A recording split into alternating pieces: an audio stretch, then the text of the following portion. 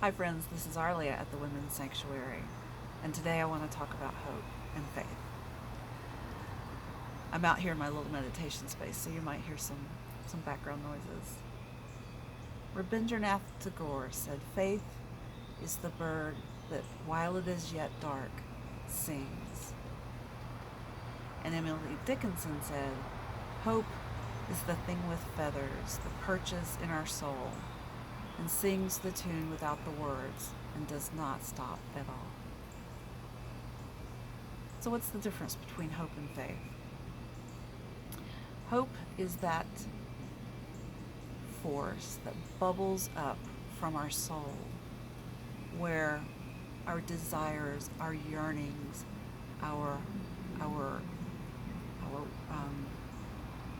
our soul's desires come from. And from those, we have hope and some level of expectation that those can be made real, that we will experience those in our lives. When you have that much hope and a real fundamental belief and a knowing that those things will happen, then that's faith. And both of those occur, they are born out of our innermost being, and they exist whether the circumstances are appearing in our outside reality or not. So they arise from within us and manifest in the outside world or not. But it almost doesn't matter because we have hope and faith. Of course, it matters to us based on our desires, and if we have faith, then we will find a way to make it happen. But they're not always dependent on the outcome. If we have hope and faith that we are safe in any external circumstance, then that will be the truth that we live out. If we have hope that we as humanity will emerge stronger, clearer, abiding more in love and integrity than before this crisis, that's what we will manifest. And now more than ever, we are our collective hope, our collective faith, our collective intentions are much more powerful. So the more hope and faith that I have and that you have will have a direct impact on how the entire world evolves through this. And I guarantee you that is real. In this time, in this age, even aside from the current crisis, we are in 2020 and beyond embracing the meeting point of paradox.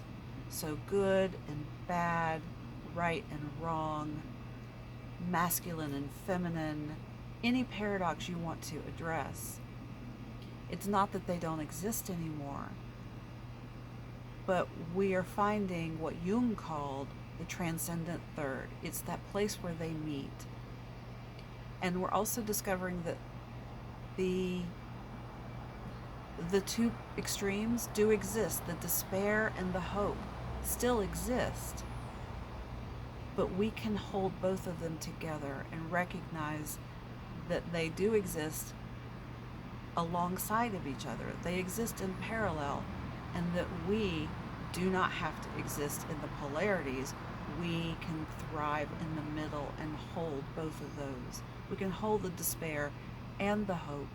We can grieve with ourselves and with others, and yet put our feet and hearts and hands to the task of healing and serving humanity with the faith that we will emerge stronger. Life is no longer about this or that. It's this and that. and is your word going forward. There is despair and there is hope. And the more you can embrace the meeting of the polarities and understanding that the richness of life and the magic and the divinity and our best selves are in the meeting of those polarities, in holding the paradox together as existing side by side, and our job is to stand in the middle, to stand in the gap. So where is your hope? That bird perched in the soul, singing its song. And where's your faith? That bird singing while it is yet dark. And it's dark.